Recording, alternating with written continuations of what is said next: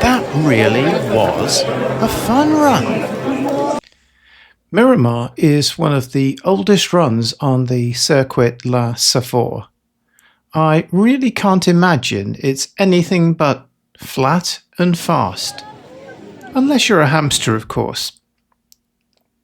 And tonight, the man upstairs has actually turned on the cool weather for a change, which means water hydration is just crucial, not critical.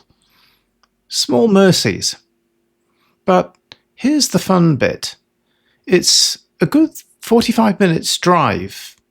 There's no guarantee of parking when I get to Miramar, and most importantly, Son-of-Hamster #1 lands in Spain this evening.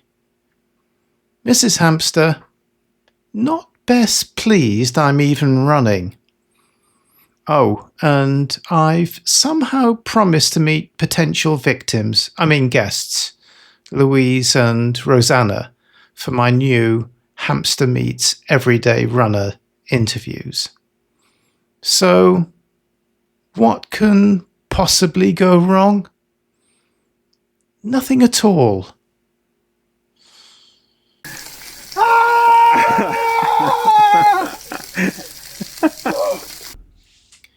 With Son-of-Hamster #1 due to arrive this evening and requiring extraction from the airport, it was a bit touch and go whether I'd even make it to Miramar. As it turned out, his flight was delayed. Hurrah!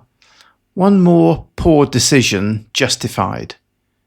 Spain, however, had some other plans. Last week's heatwave decided to stage a comeback, especially along the coast. At inland Casa Hamster, it was breezy, and I thought, lovely evening run ahead. Spoiler, it wasn't. I basically drove straight into an oven with palm trees.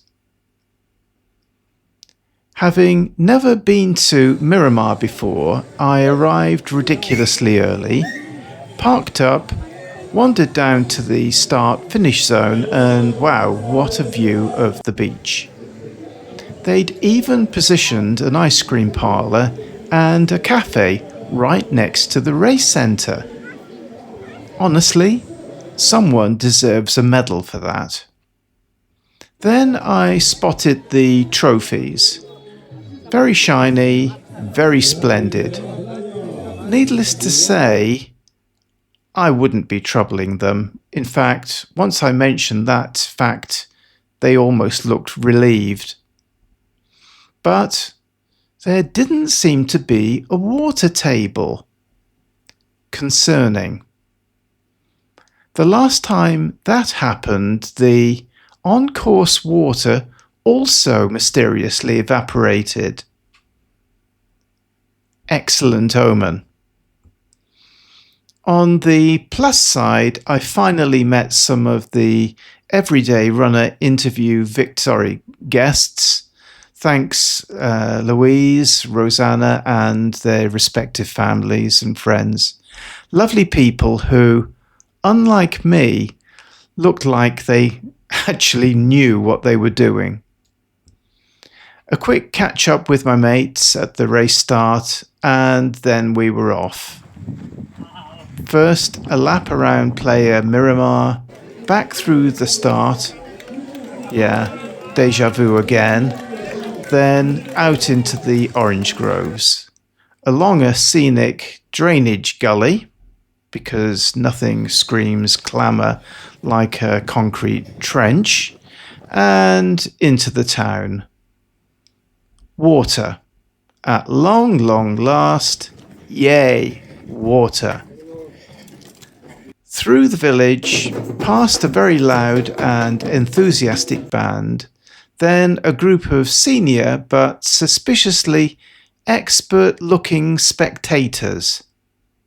Then, just when I was flagging, up popped Javier We agreed to shuffle back to the player, round the village again, and along a main road that seemed to stretch into eternity. Eventually we turned, and back along the seafront we went. Crossing the line together, Javier looked as super fresh as ever. Me, I just looked like a cautionary tale. Mercifully, the ice lolly lady took pity on me and handed me two. Apparently my face said, "This guy is in serious need of frozen sugar." Post-race refreshments? Let's call them minimalist. There was water and watermelons. A lot of them. Compared to Almoina's, it felt a bit underwhelming, but the ice lollies and goodie bag were a nice touch. Having done 3 Circuit la Safor races now, clearly I'm an expert on them and can confirm they're definitely flatter, fuller and faster than Albeida events. And with so many runners, of course, it makes sense the refreshments are simpler. Both series, though, equally friendly, equally welcoming, and equally happy to watch hamsters suffer. Next week, the Albeida circuit resumes in Pinette, but Son-of-Hamster's airport run means I'll probably miss it. So instead, I've booked myself onto the trail Chiesa near Navarres. Now, last time I ran there, I performed spectacularly badly, but I'm sure everything will be absolutely fine this time around. If you would like to see and hear more about my running mishaps,